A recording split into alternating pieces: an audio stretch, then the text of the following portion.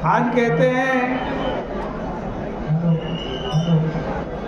उपवास का आधा फल नक्त व्रत करने वाले को मिलता है, उससे आधा पुण्य फल एक बार भोजन करने वाले को मिलता है। एक बार भोजन, नक्त व्रत, उपवास, इनमें से कोई सा व्रत एकादशी को अवश्य करना चाहिए।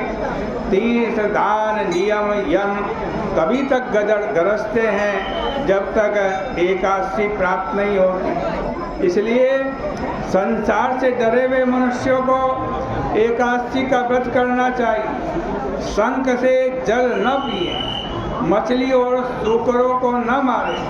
हे अर्जुन, एकादशी को भोजन नहीं करना चाहिए। जो तुमने पूछा वह सब व्रतों में उत्तम एकादशी का व्रत मैंने तुमसे कहा।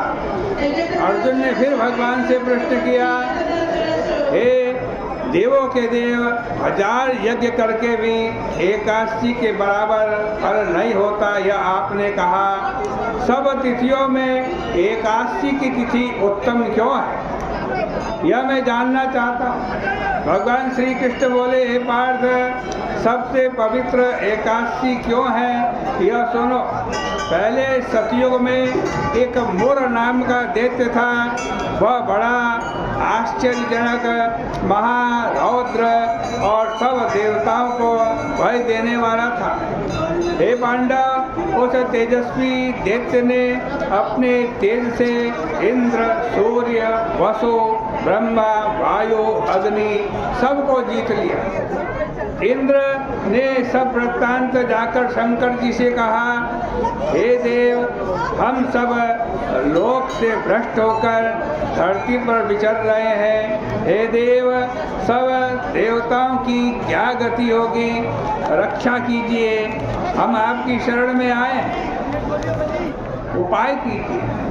भगवान शंकर बोले, हे सुरश्रेष्ठ, जहाँ गरुड़ ध्वज भगवान है वहाँ जाओ। वे शरण में आए हुए की रक्षा करने वाले हैं, जगतपति और पालन करने वाले हैं। हे धनंजय, शिव जी का वचन सुनकर देवराज इंद्र सब देवताओं को साथ लेकर जहाँ भगवान शयन कर रहे थे वहाँ गए। जल में सोए हुए जगतपति भगवान को देखकर हाथ जोड़ करके भगवान की स्तुति करने लगे। देवताओं के भी देवता आपको प्रणाम है। आज कहते हैं, हे कमल नयन, हे मधुसूदन, हमारी रक्षा करो। दैत्यों से डरे हुए ये देवता मेरे साथ आए हैं। हे जगन्नाथ, आप सबके रक्षक, कर्ता और कारक हैं।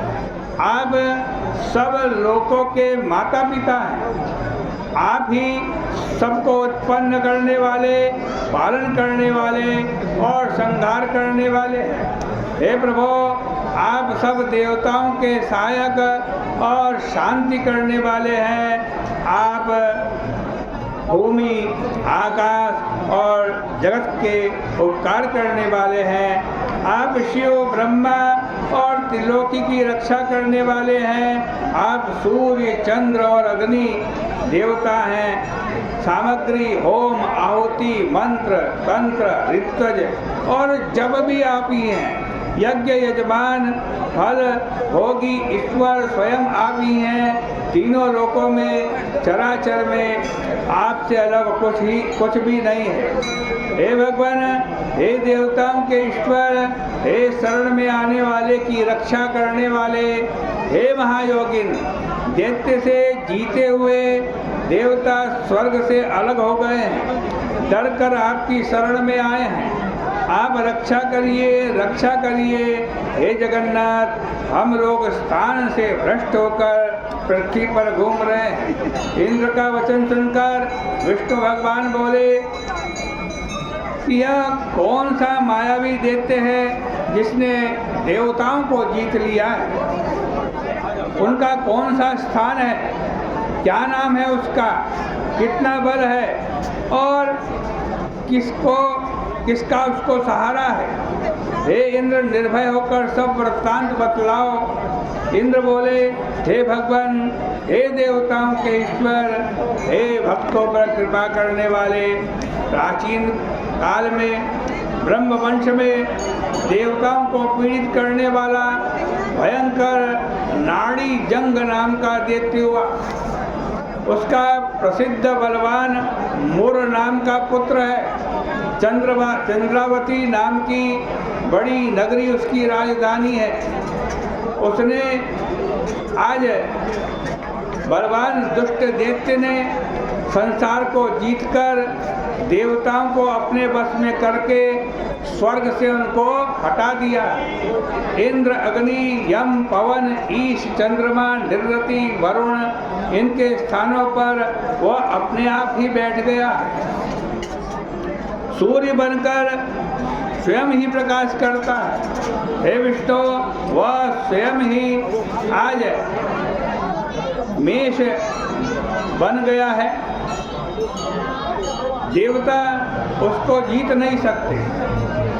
उस दैत्य को मारकर देवताओं को विजय दिलाई। इंद्र का वचन सुनकर भगवान कुपित होकर बोले, हे देवेंद्र, तुम्हारे उस बलवान शत्रु को मैं मारूंगा। तुम सब इकट्ठे होकर चंद्रावती नाम की नगरी में बड़ी सेना लेकर चलो। यह सुनकर विष्णु भगवान को आगे करके सब देवता चंद्रावती नाम की नगरी में चले गए। तब देवताओं ने हजारों दिव्य अस्त्र शस्त्रों से युक्त असंख्य दैत्यों के संग गरजते हुए मुर दैत्य को देखा। बलवान असुरों ने देवताओं को मारा। वे संग्राम को छोड़कर दसों दिशाओं में दौड़ने लगे।